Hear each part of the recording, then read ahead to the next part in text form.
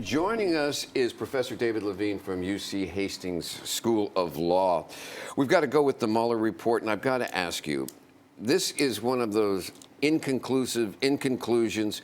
I'm not quite sure how Mueller handled this or if he handled it properly, saying that basically I have evidence or suggestions of obstruction of justice, but I can't make a decision on it because you can't indict a president. So, hey, Congress and the American public, have at it.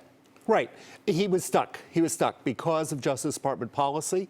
Mueller felt that what he had to do was to lay it all out for the American people, lay it out for Congress, and without a doubt, he's leaving breadcrumbs for prosecutors in the future, because Mueller does remind us that the president could be indicted after he leaves office, and the statute of limitations will not have run if Trump leaves office in 2021. The statute will not have run on anything that he did in that first year in office.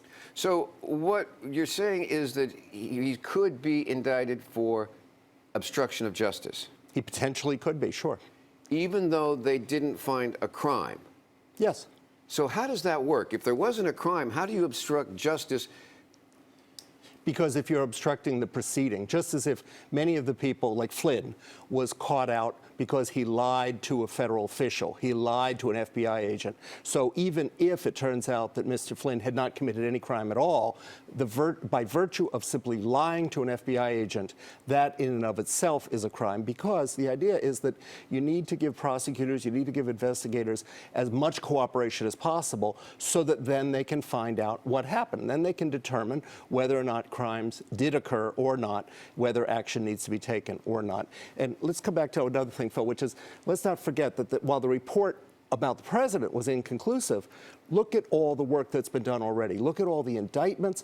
Look at the referrals to other prosecutors. There's another dozen in the report that's mentioned in the report. We don't even know what those were about. So a lot of crime was discovered here.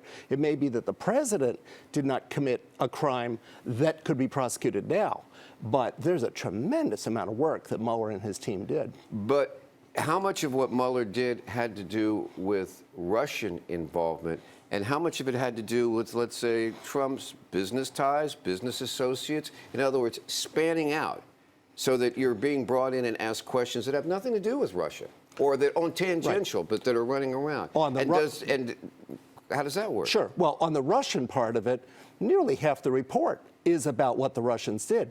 Our headlines are, oh, the president this, the president that. But there is meticulous detail in that report about what exactly the Russians did. And one thing that absolutely Congress needs to spend time on is figuring out not only what happened, but what is this administration doing to make sure that it doesn't happen again? What sort of laws need to be passed to make sure that we can protect our elections from whether it's the Russians or the Chinese or who knows who. So you can't focus just on the piece about the president.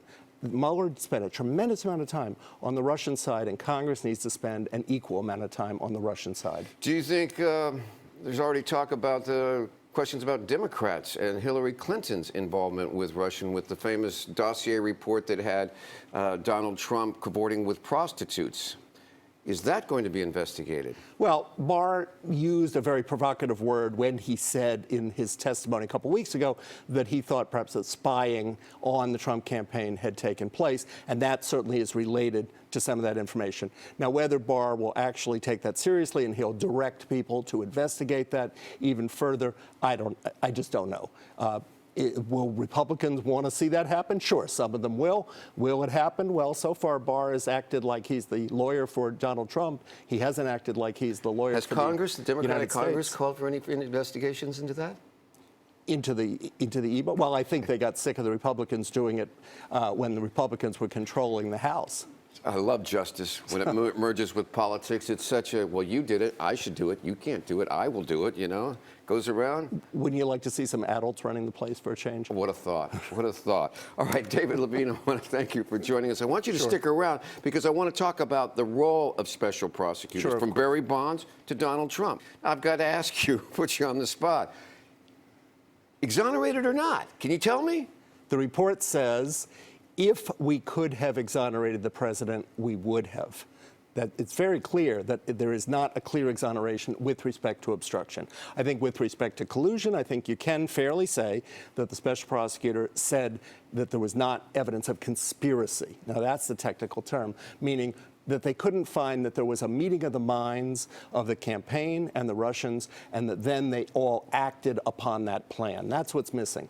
The Trump campaign might have known that the Russians wanted to help. They might have known what was coming through WikiLeaks, but they didn't have evidence saying that it was all part of one plan. That's the difference between knowing something is coming versus being guilty of conspiracy. All right. The second part is the reaction to the investigation and whether or not the Trump administration cooperated or tried to obstruct it. Is that impeachable? Did we see impeachment out of that? I think quite clearly we did. If you go back to Nixon, one of the main articles of impeachment was about obstruction of justice, of trying to impede the investigation. And Bill Clinton?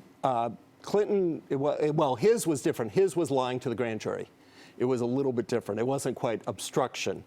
He committed a crime, and in fact, at the end of his term, Clinton did pay for it. Clinton reached a plea deal on the last day of his term, where he paid a fine and other sanctions, and he did admit that he did in fact lie to the grand jury. But in terms of obstruction, I don't remember Clinton being responsible for obstruction, but Nixon, absolutely. It was an article of impeachment. Had he not resigned, he would have been impeached for obstruction of justice, for directing people to stop. I know that the the decision to impeach is political, but it's based supposedly on law. Do you see enough, and Constitution, do you see grounds enough to warrant an impeachment? I think at bottom what impeachment is this person fit to stay in office? Has this person been taking care that the laws are being faithfully executed? That's what the oath of office says. And there is so much evidence of attempted obstruction. There's so much evidence of dysfunction in the White House that you could easily put together a package. Now, here's the issue. Impeachment requires a majority of the House of Representatives, and as you may have heard, Nancy Pelosi and the Democrats are in charge of the House. So let's say you could get over the reluctance of the leadership of the House to go ahead and try to impeach. Convicting requires 2/3 of the Senate. Now, we've never had a conviction in the Senate, including Clinton. The chances of a conviction are about 0. Okay. Question on the special prosecutors. Each one of these, Nixon, Clinton, Reagan had Iran-Contra, no special prosecutors. Bush had a war based on lies, no special prosecutors. Are these special prosecutors valid? Is it a good tool? It is a good tool because there are times when there are conflicts of interest and you have to deal with that conflict. Now, why did we get Mueller? We got Mueller for one reason, which is Trump impulsively fired Comey.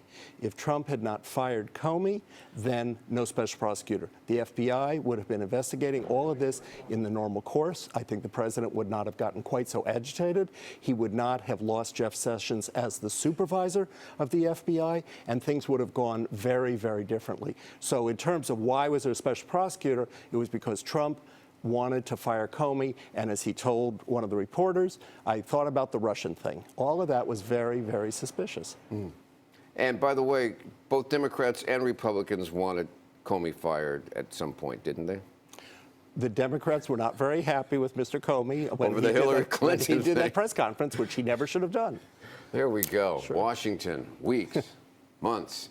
It is a TV series. It is a reality show. And every once in a while, we need a referee. David Levine, thank you for joining us Thanks this for morning. having me, Phil. Let's go.